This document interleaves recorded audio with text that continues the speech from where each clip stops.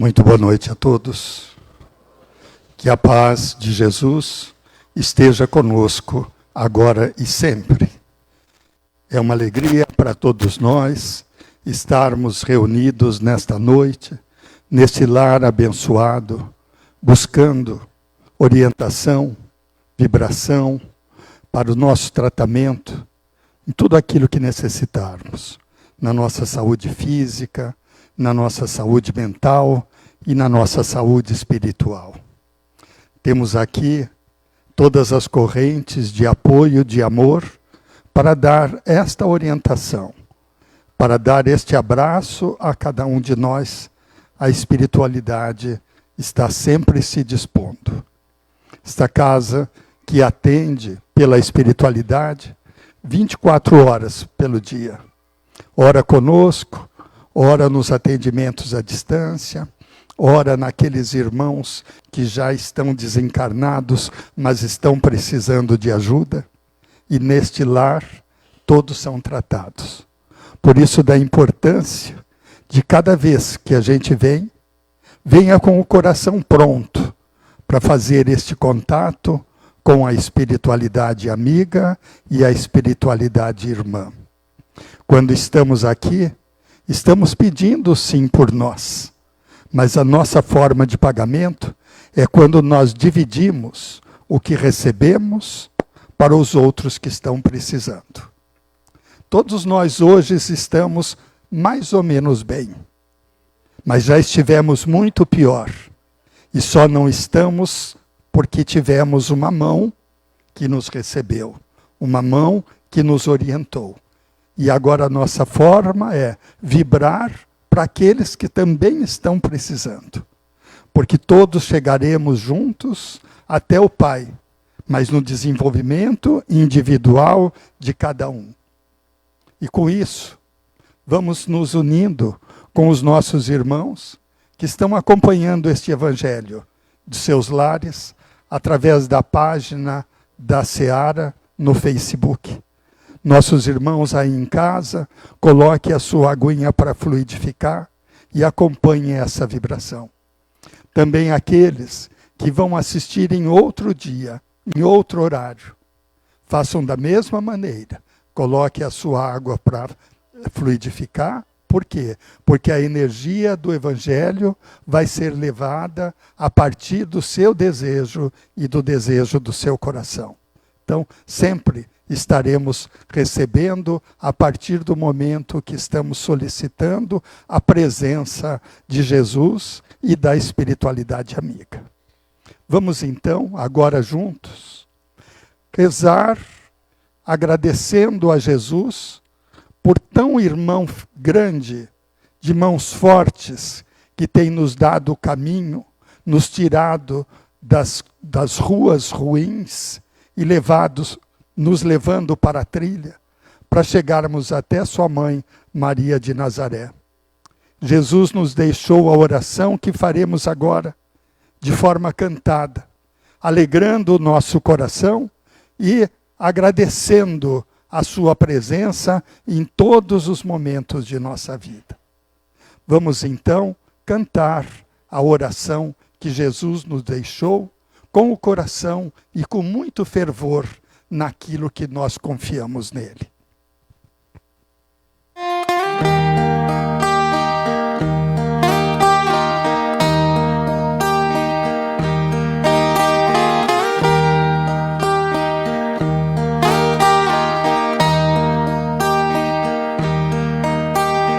Pai nosso que estás no céu,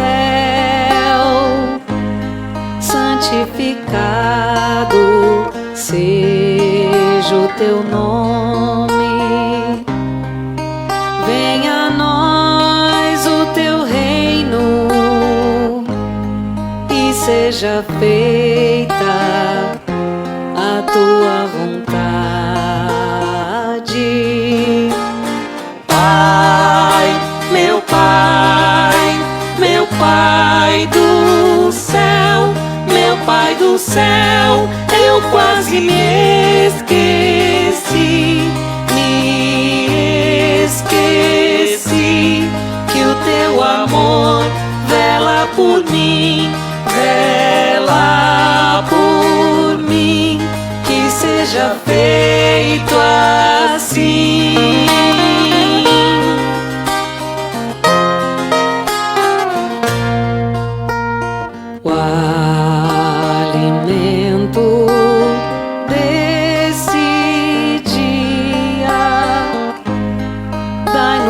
agora e sempre.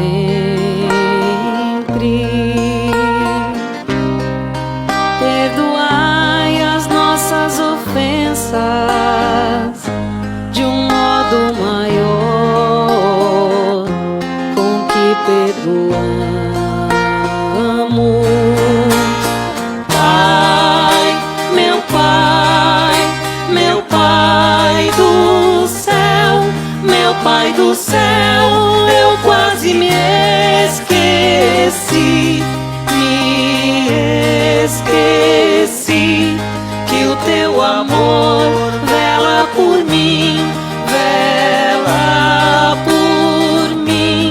que seja feito assim.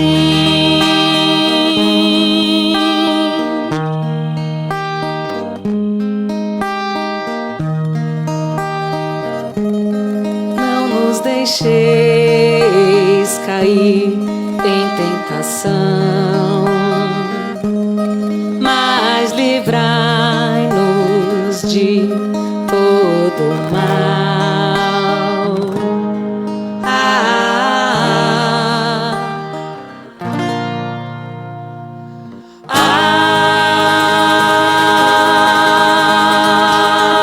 Amém.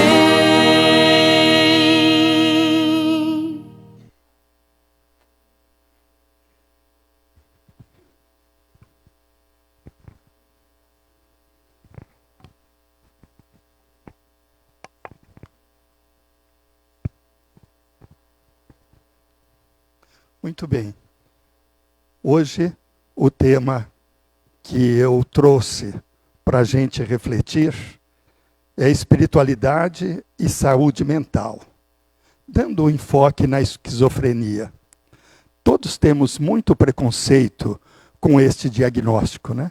Hoje nós já falamos com muita facilidade sobre doenças espirituais e ficamos na depressão, na ansiedade, muito mais comum, mais fácil de se expressar e até de aceitar o diagnóstico. Mas a esquizofrenia tem ainda uma carga muito pesada. E aí é o que nós vamos hoje tentar refletir um pouco para fazer o entendimento. Não estamos dizendo que a esquizofrenia é uma doença espiritual. Mas a esquizofrenia pode ser também entendida e diagnosticada com uma base de um distúrbio espiritual. Segundo o Espiritismo, a esquizofrenia é compreendida como um transtorno complexo que envolve componentes biológicos, orgânicos e influências espirituais, muitas vezes relacionados a desajustes kármicos de vidas passadas. É fácil de entender, mas será que dá para compreender? Como ficou mais fácil para mim fazer esse entendimento, até porque eu sou um profissional de saúde e venho lidando com a saúde mental há muitos anos. Eu entendo que quando nós nascemos, reencarnamos, nossa figura é envolvida por uma película. Atrás desta película tem toda a nossa história nos nossos processos reencarnatórios. Tem ali momentos bons, que a gente foi bom, tem também momentos que a gente foi ruim. Quando hoje a gente orienta a família ao receber o seu bebê, nós orientamos que esta criança não nasce com personalidade própria. Ela vai se ajustar ao ambiente que ela está sendo colhida. Se eu tenho um ambiente harmonioso, eu vou ter uma criança afetiva, feliz. Mas, em compensação, se eu tenho um ambiente em desarmonia, preste atenção que o pequeno se torna bravo. E depois você vai levar para a terapia e dizer, doutor, toma porque eu perdi a mão. Estou falando de um homem do meu tamanho e uma criança de 5, 6 anos de idade. Então, quando a gente tem essa memória, conforme o nosso ambiente social a gente vai lidando, a gente vai fazendo essas conexões. Nós estamos falando das conexões da nossa vida passada. E aí, quando a gente vai viver socialmente, a gente começa já a fazer tanta confusão por conta de influência de tantas informações, que a gente vai estar conversando, ou até numa anamnese, para fazer um diagnóstico, e o diagnóstico acaba sendo assim: conversa confusa, pensamentos desajustados, conteúdo psicótico. E aí o que nós vamos fazer? Vamos dar remédio e, se possível, internar. Por quê? Porque estou dizendo que ele não tem condição de ter uma convivência normal. Quando eu fiz o meu estágio para ter o título de psicólogo hospitalar, eu fiz no Hospital Geral e fiz no Hospital Psiquiátrico. O Hospital Psiquiátrico era um hospital com toda a metodologia e terapêutica clínica, mas somava a terapia espiritual. Olha que faz tempo isso. Era até preconceituoso, porque não era comum. Tratava-se com a mesma medicação clínica para aquele tipo de comportamento, para aquele diagnóstico. Mas, toda noite, toda tardezinha, tinha um encontro espiritual, onde vinham da cidade grupos espíritas e até grupos de fora, que faziam as reuniões espirituais. Falava-se um pouco do Evangelho, escutava aquelas conversas muito desconexas e aplicávamos o passe. E aí, no final daquele ano, avaliamos pacientes que nós seguíamos e observamos que havia uma melhora grande na comunicação. Dormiam melhor, se comportavam melhor, estavam tomando menos remédios, até porque o diretor clínico, ele tinha conhecimento desta terapêutica. Ele investiu com o conhecimento dele já, não de que ele aprendeu na escola, mas do que a espiritualidade tinha lhe orientado como fazer bem o papel dele.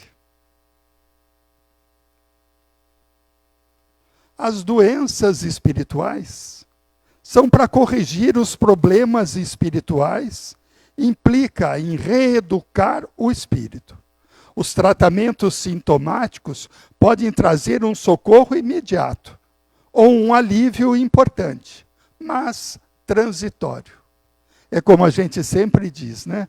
Se eu quiser entregar a minha cura para a prescrição medicamentosa que o médico me dá, eu vou tirar os sintomas.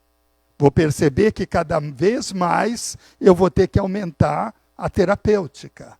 Mas eu não vou tratar a estrutura básica, porque eu não vou estar olhando para mim aquilo que eu preciso corrigir.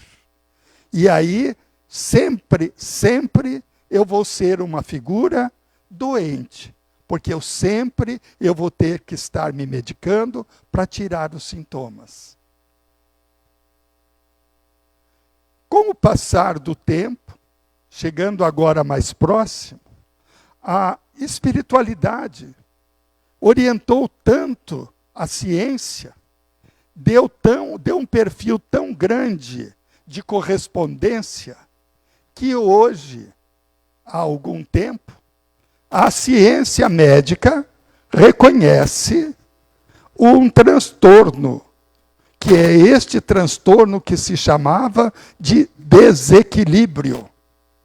E aí, já classificado no CID-10 como F44.3, estados de transe e de possessão, associados à vivência de cunho espiritual ou manifestações de sensibilidade mediúnica. Esta categoria aborda perturbações em que há perda de consciência da própria identidade, com o indivíduo agindo como se fosse dominado por outra entidade, força ou personalidade. Então, antes, quando alguém que tinha essa estrutura mediúnica, muitas vezes desorganizada, era levado ao médico como alguém que está em estado de delírio. E aí o que o médico dizia é, vamos baixar um remédio pesado e caminho, internação. Não tem recuperação. E aí hoje, vendo estas manifestações e entendendo esta condição espiritual, hoje nós já podemos entender que aquela pessoa, que aquele indivíduo, precisa ser tratado na ciência, mas também na espiritualidade. E o que é maravilhoso é como as pessoas estão entendendo hoje que isso é verdadeiro. Antes, se um médico dissesse isso, corria no bairro inteiro, aquele médico é macumbeiro. Né? Hoje não, hoje a gente diz assim, aquele médico é consciente. É consciente por quê? Porque o serviço assistencial, seja médico, enfermeiro, psicólogo, fisioterapeuta, qualquer, foi a cada vez mais se reduzindo a um pedaço do indivíduo. Cabeça e pescoço. Se eu falar que eu tenho uma dor no coração, não é comigo.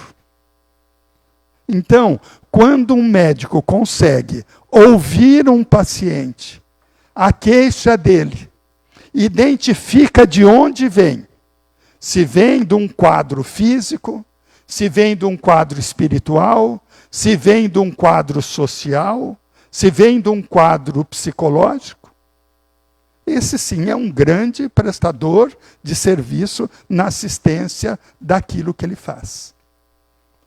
O que nós temos que entender é que não dá para ficar de olho numa parte do indivíduo. Porque o indivíduo, para estar alinhado, equilibrado, ele tem que se sustentar em 4 pernas.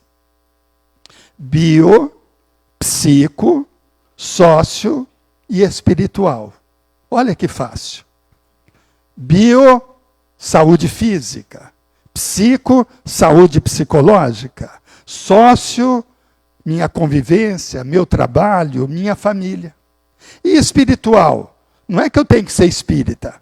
Eu tenho que ter fé. Por que que eu preciso também ter fé?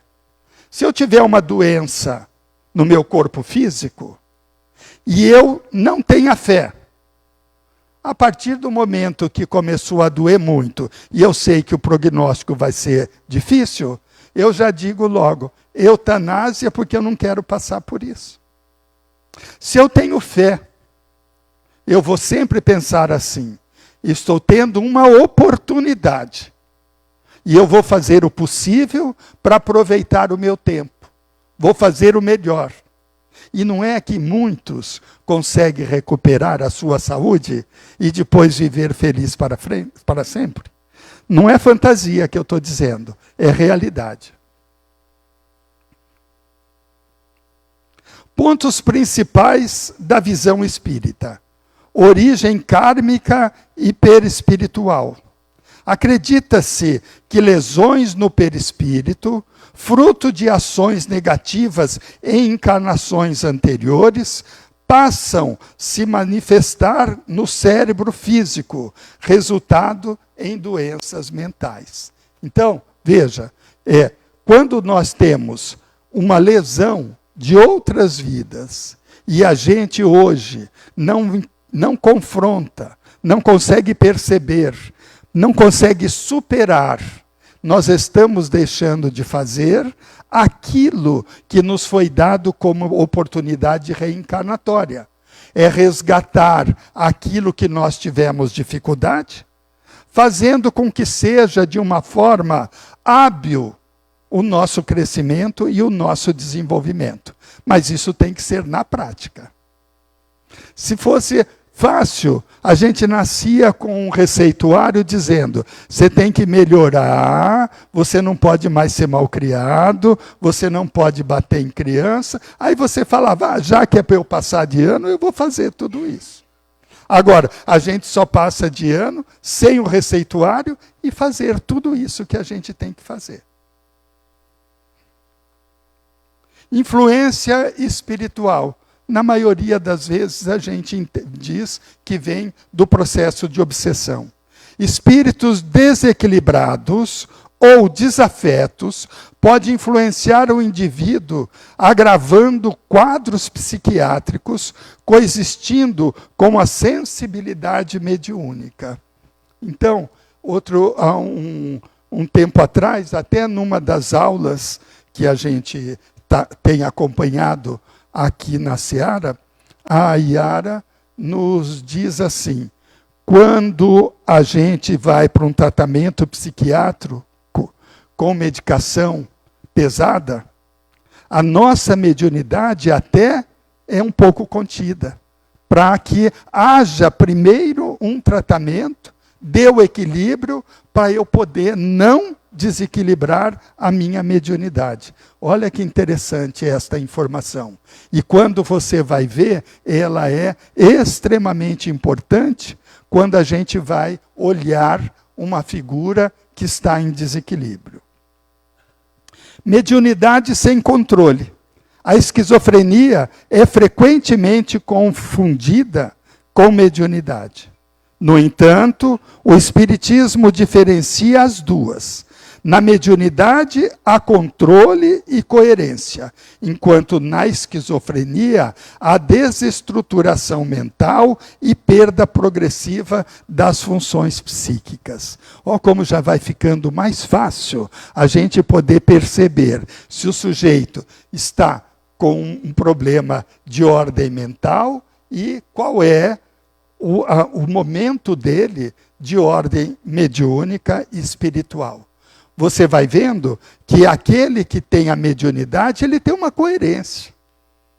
Se o médium começar a falar muita coisa estranha, vamos ficar atento, porque às vezes com toda a boa vontade dele, ele não está preparado para aquela atividade. E aí, se ele se apresenta num grau de mediunidade, porém, com um conflito, com uma confusão, vamos saber logo que esse precisa de outro tipo de cuidado, que é o cuidado da sua saúde mental. Tratamento integrado. No Espiritismo, recomenda o tratamento médico, psiquiátrico, medicamentoso, como primordial, complementado por terapia espiritual, passe, desobsessão, evangelização, para auxiliar na harmonia mental e espiritual.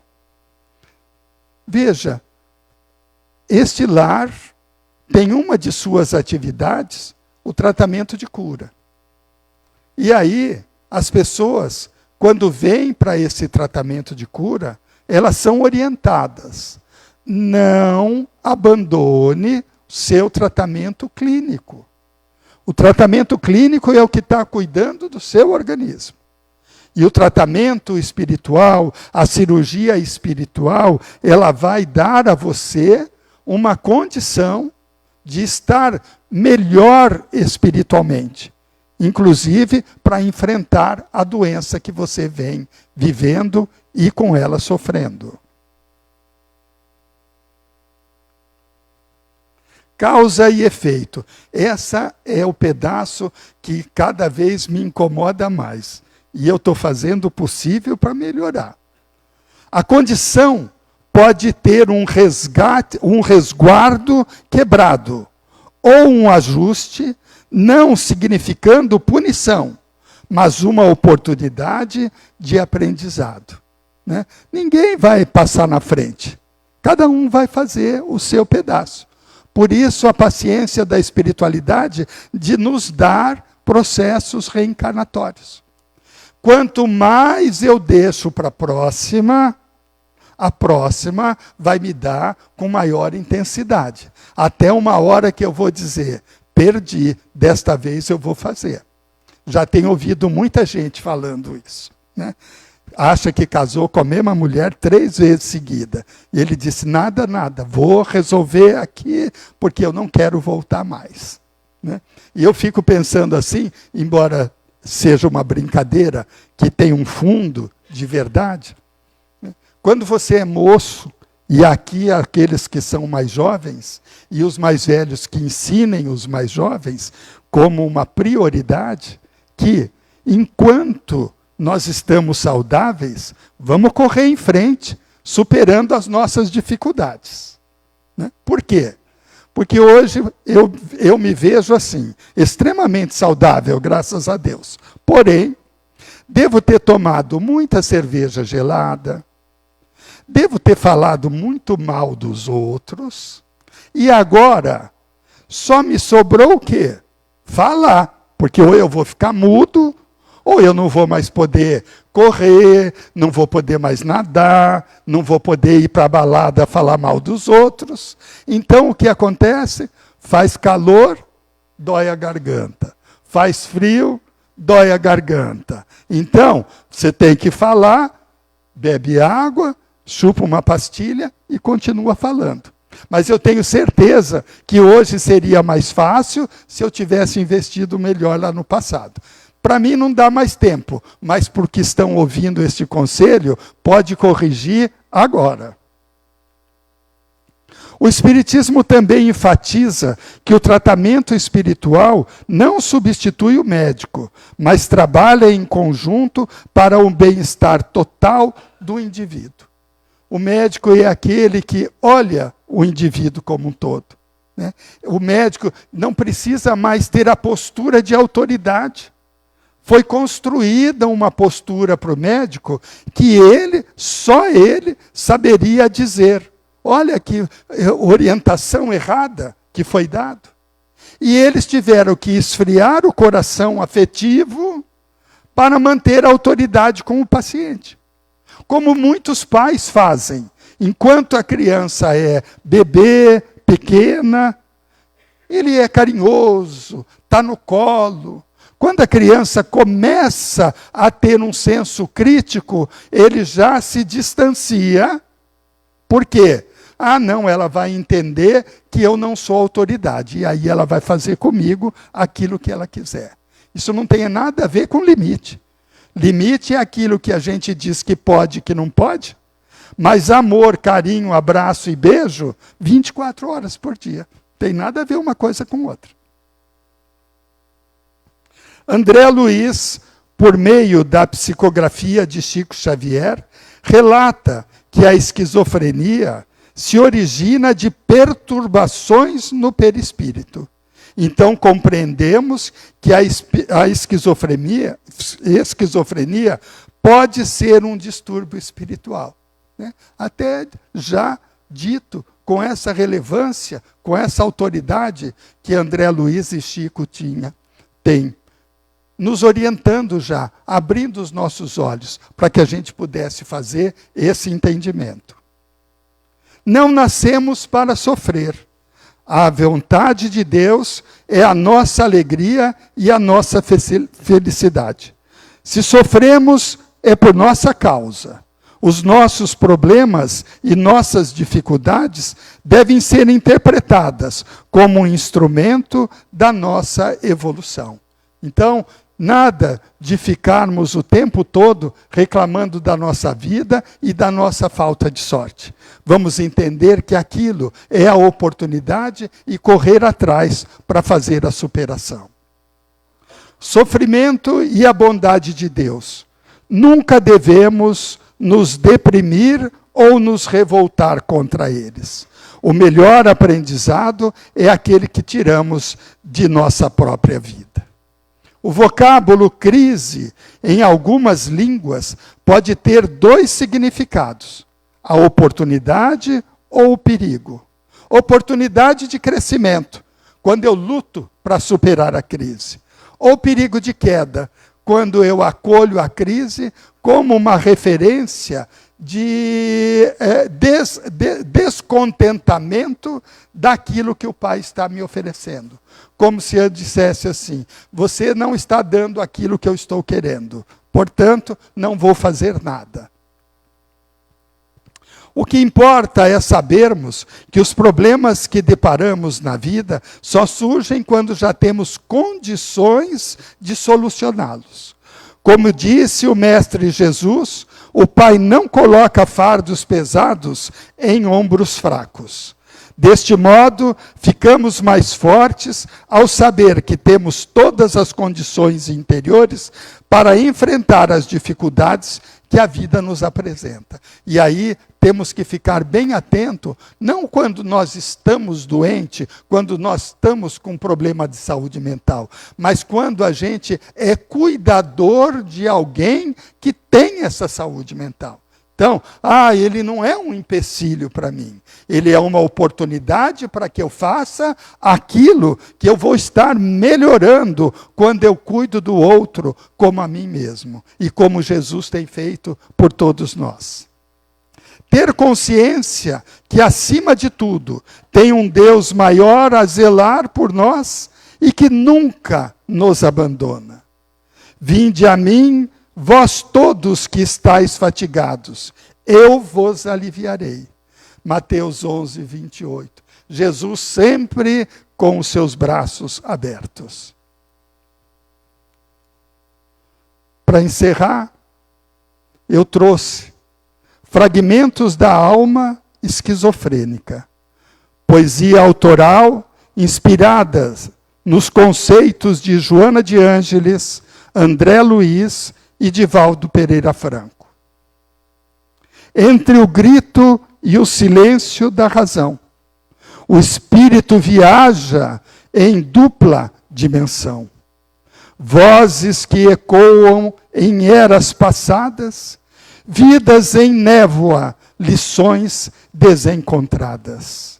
O perispírito, em sua teia de luz e dor, reflete o passado, aclama por amor. Não é loucura, é busca na imensidão. Um reencontro com a própria redenção.